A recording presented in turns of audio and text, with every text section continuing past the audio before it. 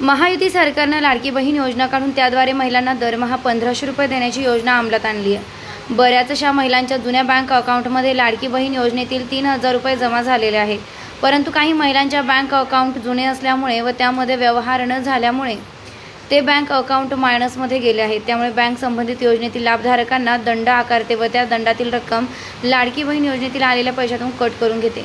तसेच पूर्वी घेतलेल्या व्यावसायिक कर्ज किंवा गाडी घेण्यासाठी घेतलेले कर्ज व तसेच अन्य घेतलेले कर्ज याचे देखील पैसे लाडकी बहीण योजनेतील कट करून घेतात। तरी लाडकी बहीण योजनेतील महिलांना मिळालेल्या पैशातून बँकेने एकही रुपया कट करू नये असं निवेदन भारतीय स्टेट बँकेचे व्यवस्थापक विनोद आव्हाड साहेब यांना वंचित बहुजन आघाडीचे तालुका अध्यक्ष चरणदादा त्रिभुवन यांच्या नेतृत्वाखाली निवेदन देण्यात आले। निवेदन देताना त्रिभुवन म्हणाले की लाडकी बहीण योजनेतील बँकेने 1 रुपयाही लाभधारकांचा कट केल्यास संबंधित महिलांना बरोबर घेऊन बँकेसमोर स्वरूपाचं आंदोलन छेडू असा इशारा दिलाय। त्यावेळेस निवेदन देताना महिला आघाडीच्या तालुका अध्यक्ष शोभाताई नवले पाटील, तालुका महासचिव दर्शनाताई काळे, वंदनाताई गायकवाड, जयश्रीताई पवार, अनिताताई साठे, संपर्क प्रमुख किशोर ठोकळ, गट प्रमुख प्रवीण साळवे, तालुका उपाध्यक्ष शिवा साठे, बाबा शेख, बापू नवले, यश काळे, सुमित भैया पडवळ, नवनाथ गुडेकर आदी निवेदन देताना उपस्थित होते। रोकठोक पोलीस टाइम्स न्यूजसाठी शिवा साठे, श्रीरामपूर। ठिकाणी वंचित बहुजन आघाडीच्या वतीनं स्टेट बँकेचे मॅनेजर आहेत त्यांना आम्ही निवेदन दिलं।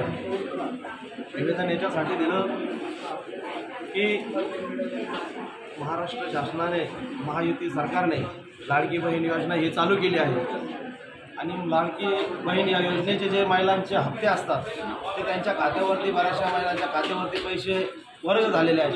परंतु बँकेचं म्हणणं असं आहे, या महिलांचे जे काही महिलांनी समजा गाड्या घेतल्या असतील किंवा त्यांनी काही कर्ज घेतलं असेल तर बँकेचे लोक काय करतात का त्या पैशातून शासनाने दिलेल्या जे 1500 रुपये महिन्याचे त्याच्यातून ते पैसे कट करून घेतात किंवा महिलांचे काही खाते मायनस गेलेले आहेत, या महिलांचे पैसे ते कट करून घेतात 200 रुपये महिन्याने। तर आमचं म्हणणं असं आहे का ज्या महिलांना शासनाने पैसे दिलेले आहेत त्याच्यातला 1 रुपया कट न करता या गोरगरीब महिलांना त्यांचे पूर्ण पैसे त्यांच्या हातामध्ये द्यायचे आहेत, अशी आमची वंचित बहुजन आघाडीच्या वतीनं मागणी आहे आणि त्याचं निवेदन आम्ही माननीय साहेबांना दिलेलं आहे।